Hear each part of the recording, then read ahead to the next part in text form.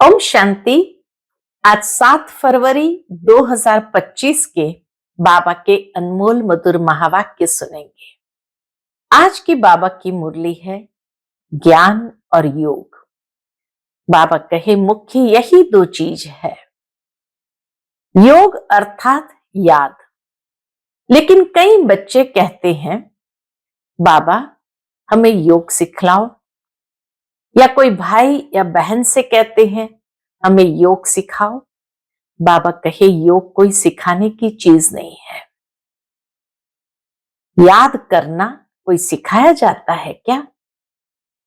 बाबा कहे एक बच्चा पैदा होते ही अपने माता पिता को याद करता है, तो याद करना सिखाया नहीं जाता। हर कर्म करते हुए याद करते रहो, क्योंकि बाबा कहे तुम कर्म योगी हो, तो काम काज करते भी बाप को याद करना है। दूसरा मिसाल बाबा ने दिया, जैसे दुनिया में आशिक माशूक होते हैं, तो आशिक माशूक को ये नहीं कहते कि तुम मुझे याद करना सिखलाओ, या मैं सब काम काज छोड़ करके बैठूं तभी तुमको याद कर सकती हूं। नहीं, बाबा कहे हर काम काज करते बुद्धि में माशूक की याद रहती है। ठीक इसी तरह बाप को भी निरंतर याद करना है, हर कर्म करते हुए याद करना है। कोई खास बैठ करके याद सिखलाने वाली बात नहीं है। तो सुनते हैं आज के बाबा के अनमोल मधुर महावाक्य। ओम शांति। मीठे बच्चे, तुम्हें चलते फिरते याद में रहने का अभ्यास करना है। ज्ञान और योग यही मुख्य दो चीजें हैं। योग माना याद।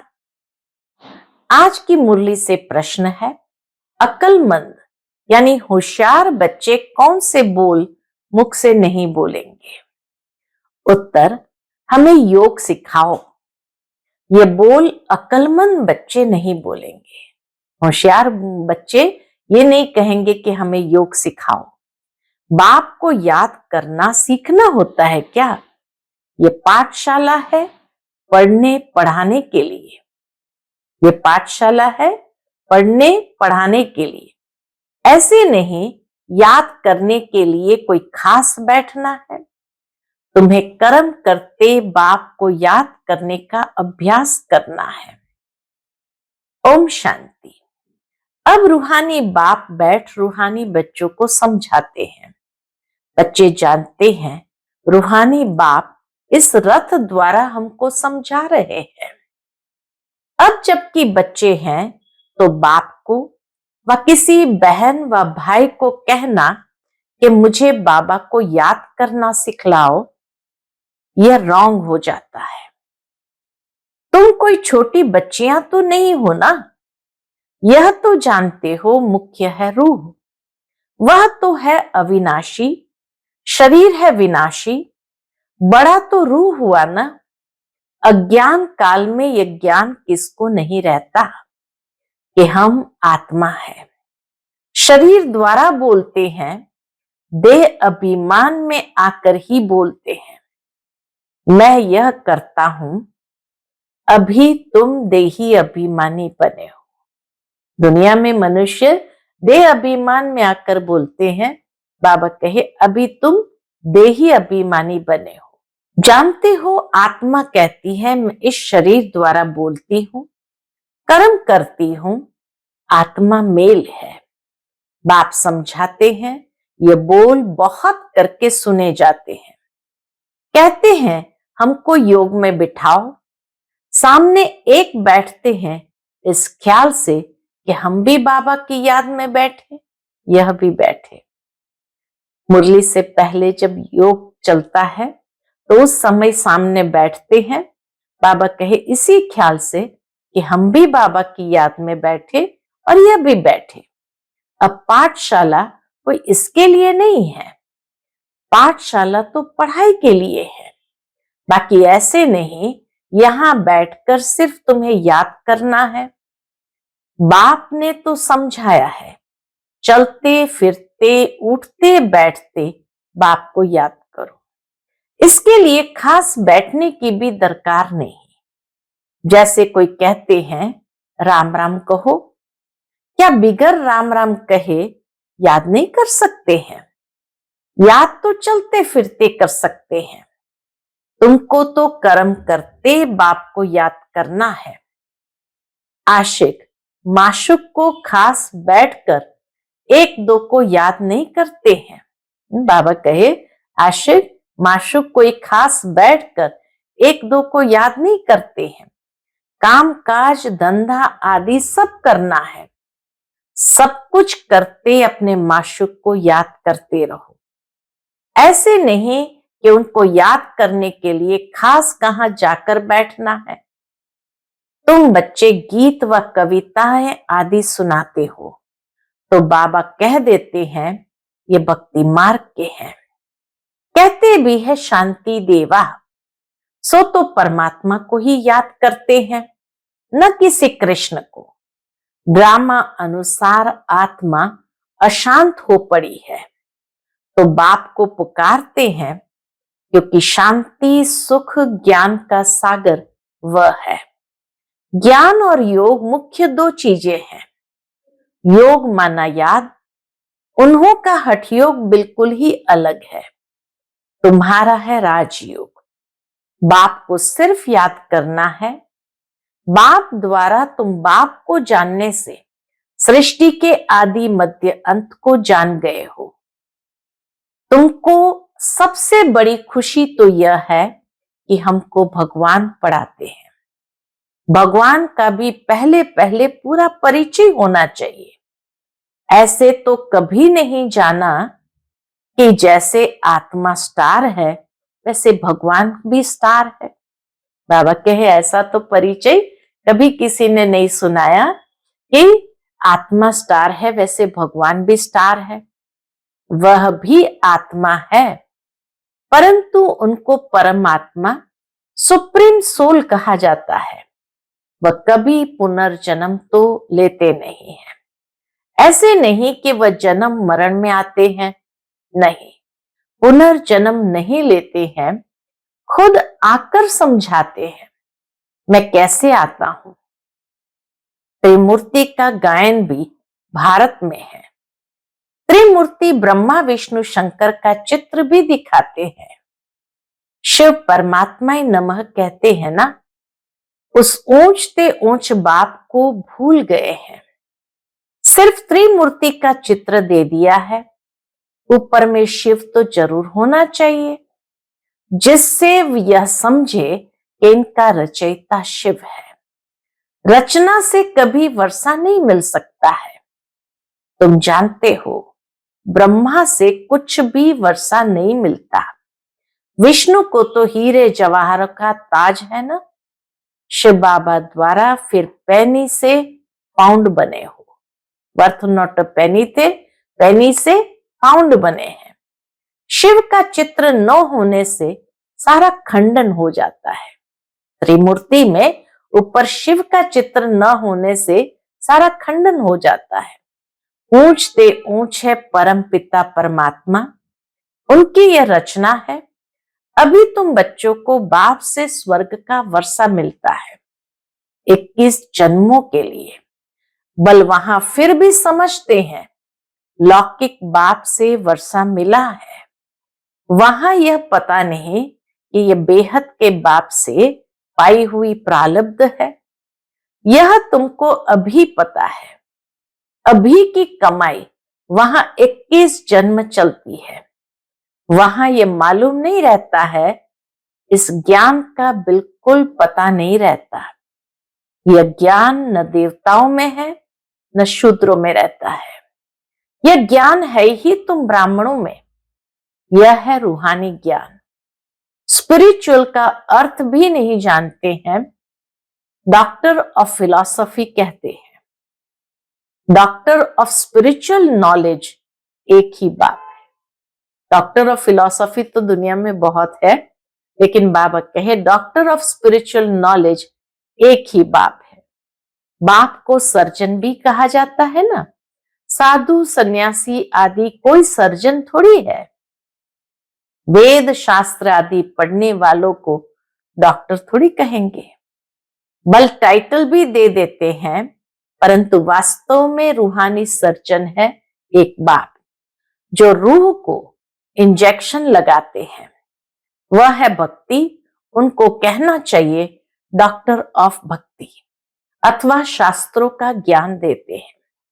उनसे फायदा कुछ भी नहीं होता, नीचे गिरते ही जाते हैं, तो उनको डॉक्टर कैसे कहेंगे? डॉक्टर तो फायदा पहुंचाते हैं ना। ये बाप तो है अविनाशी ज्ञान सर्जन। योग बल से तुम एवर हेल्दी बनते हो, या तो तुम बच्चे ही जानते हो, बाहर वाले क्या जाने। उनको अविनाशी सर्जन कहा जाता है। आत्माओं में जो विकारों की खाद पड़ी है, उसे निकालना, पतित को पावन बनाकर सदगति देना, यह बाप में शक्ति है। बाबा कहे, जो मनुष्य आत्माओं में खाद पड़ी है विकारों की, उसे निकालना, पतितों को पावन बनाकर सदगति देना, यह बाप में शक्ति है। ऑलमाइटी पतित पावन एक फादर है। ऑलमाइटी कोई मनुष्य को नहीं कह सकते हैं, तो बाप कौन सी शक्ति दिखाते हैं? सर्व को अपनी शक्ति से सदगति देते हैं। उनको कहेंगे doctor of spiritual knowledge. Doctor of philosophy, ये तो ढेर के ढेर मनुष्य है। स्पिरिचुअल डॉक्टर एक है। तो अब आप कहते हैं, क्या कहते हैं? अपने को आत्मा समझ, मुझ बाप को याद करो और पवित्र बनो। मैं आया ही हूं पवित्र दुनिया स्थापन करने। फिर तुम पतित क्यों बनते हो? पावन बनो, पतित मत बनो। सभी आत्माओं को बाप का डायरेक्शन है। क्या डायरेक्शन है? गृहस्थ व्यवहार में रहते कमल फूल समान पवित्र रहो। बाल ब्रह्मचारी बनो, तो फिर पवित्र दुनिया के मालिक बन जाएंगे। इतने जन्म जो पाप किए हैं, अब मुझे याद करने से पाप भस्म हो जाएंगे। मूल वतन में पवित्र आत्मा ही रहती है, पतित कोई जा नहीं सकते हैं। बुद्धि में यह तो याद रखना ही है। बाबा हमको पढ़ाते हैं। स्टूडेंट ऐसे कहेंगे क्या कि हमको टीचर की याद सिखलाओ? अब कोई स्टूडेंट ऐसे नहीं कहेंगे। याद सिखलाने की क्या दरकार है? यहां यानी संदली पर कोई न बैठे तो भी हर्जा नहीं है। अपने बाप को याद करना है। तुम सारा दिन धंधे धोरी आदि में रहते हो तो भूल जाते हो, इसलिए यहां बिठाया जाता है। या 10-15 मिनट भी याद करें। तुम बच्चों को तो काम काज करते याद में रहने की आदत डालनी है। काम काज करते याद में रहने की आदत डालनी है।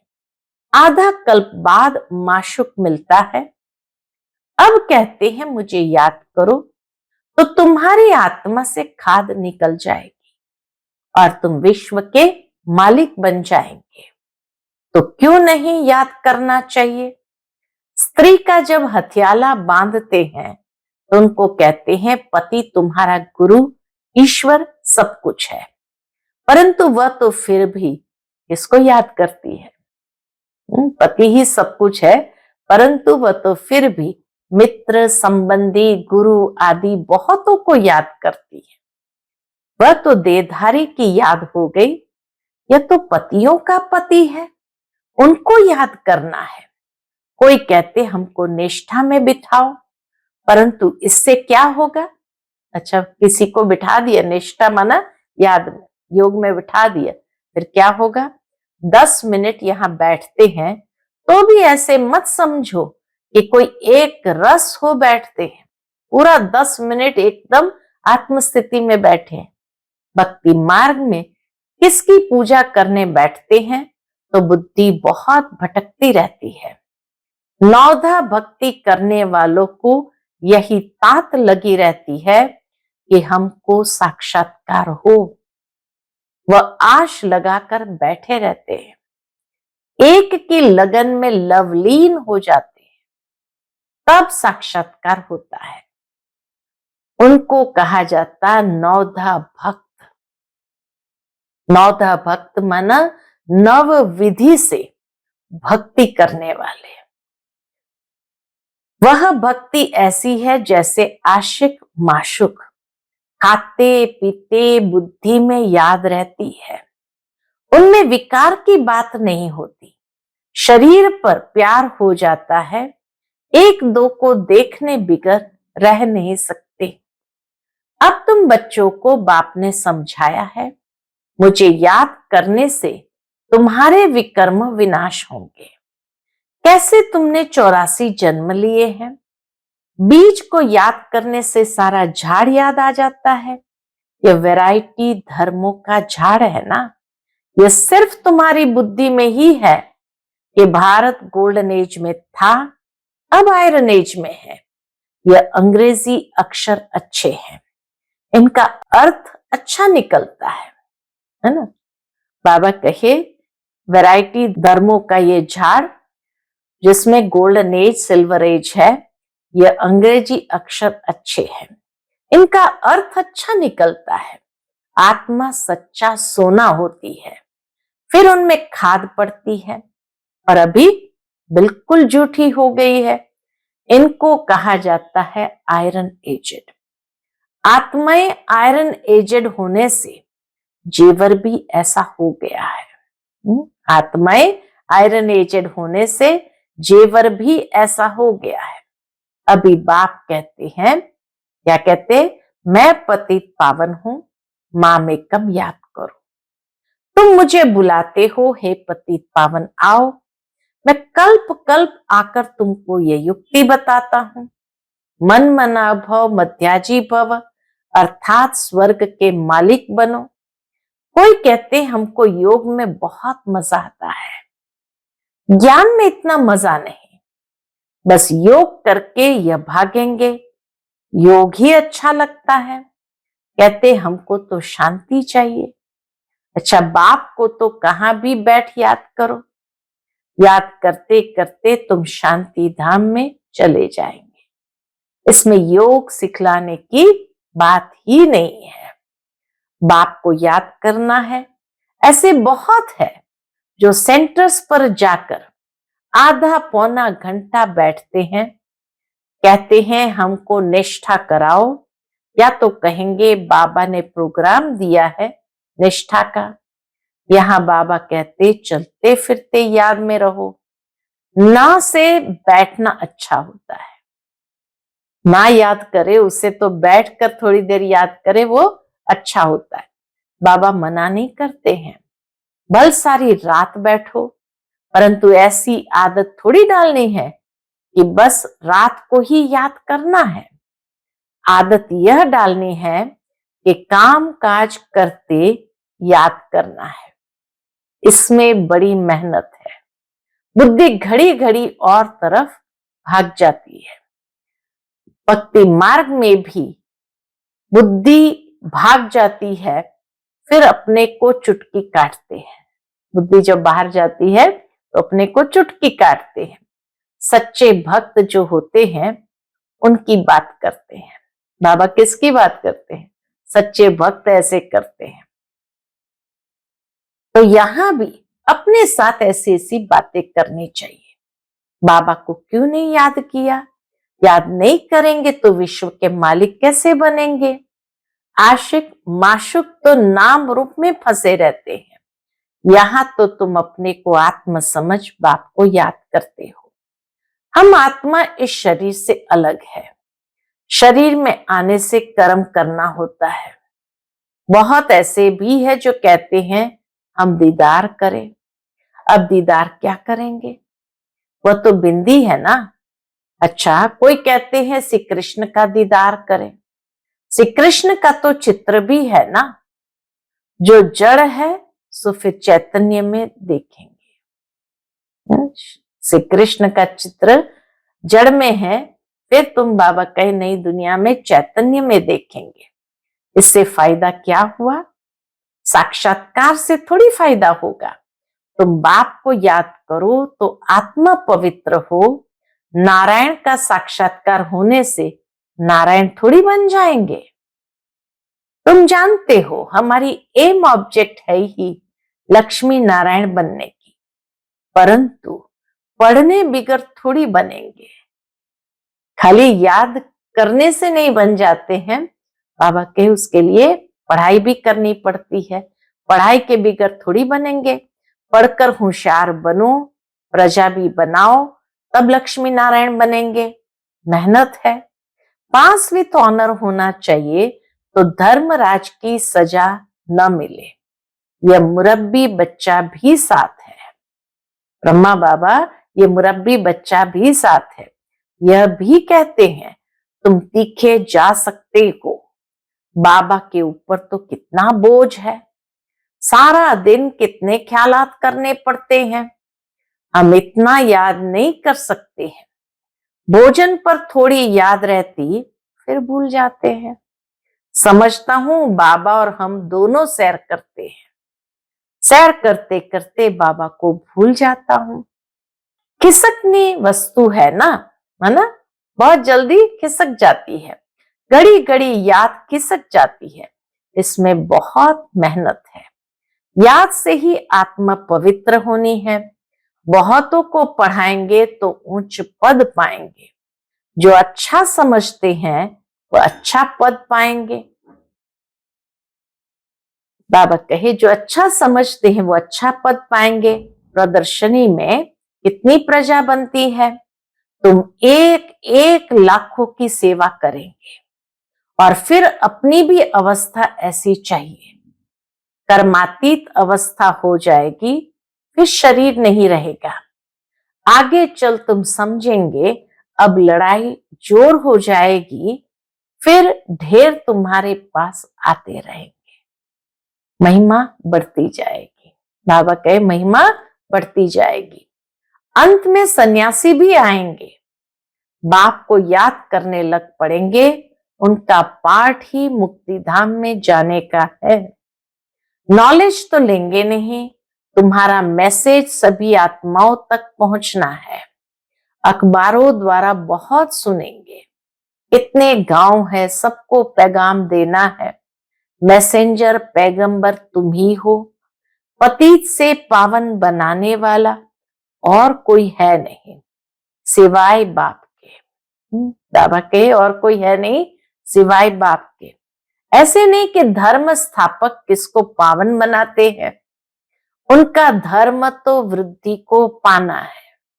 बाबा के उनका धर्म तो वृद्धि को पाना है। वह वापस जाने का रास्ता कैसे बताएंगे। सर्व का सदगति दाता एक है। तुम बच्चों को अब पवित्र जरूर बनना है। बहुत है जो पवित्र नहीं रहते हैं। काम महाशत्रु है ना। अच्छे अच्छे बच्चे गिर पड़ते हैं। कुदृष्टि भी काम का ही अंश है। कुदृष्टि भी काम का ही अंश है। ये बड़ा शैतान है। बाप कहते इस पर जीत पहनो तो जगत जीत बन जाएंगे। अच्छा, मीठे मीठे सिकिलदे बच्चों प्रति माता पिता बाप दादा का याद प्यार और गुड मॉर्निंग। रूहानी बाप की रूहानी बच्चों को नमस्ते। हम सभी रूहानी बच्चों की रूहानी माता पिता बाप दादा को याद प्यार, गुड मॉर्निंग और नमस्ते। नमस्ते। शुक्रिया बाबा, शुक्रिया। आज की मुरली से धारणा के लिए मुख्य सार है। पहली पॉइंट, काम काज करते याद में रहने की आदत डालनी है। काम काज करते याद में रहने की आदत डालनी है। बाप के साथ जाने व पावन नई दुनिया का मालिक बनने के लिए पवित्र जरूर बनना है। दूसरी पॉइंट, उच्च पद पाने के लिए बहुतों की सेवा करनी है। बहुतों को पढ़ाना है। मैसेंजर बन यह मैसेज सभी तक पहुंचाना है। आज का बाप दादा का मधुर वरदान हम बच्चों के प्रति है। स्नेह की गोद में आंतरिक सुख व सर्व शक्तियों का अनुभव करने वाले यथार्थ पुरुषार्थी भव। स्नेह की गोद में आंतरिक सुख व सर्व शक्तियों का अनुभव करने वाले यथार्थ पुरुषार्थी भव। जो यथार्थ पुरुषार्थी है वे कभी मेहनत व थकावट का अनुभव नहीं करते, सदा मोहब्बत में मस्त रहते हैं। वे संकल्प से भी सरेंडर होने के कारण अनुभव करते हैं कि हमें बाप दादा चला रहे हैं, मेहनत के पांव से नहीं लेकिन स्नेह की गोदी में चल रहे हैं।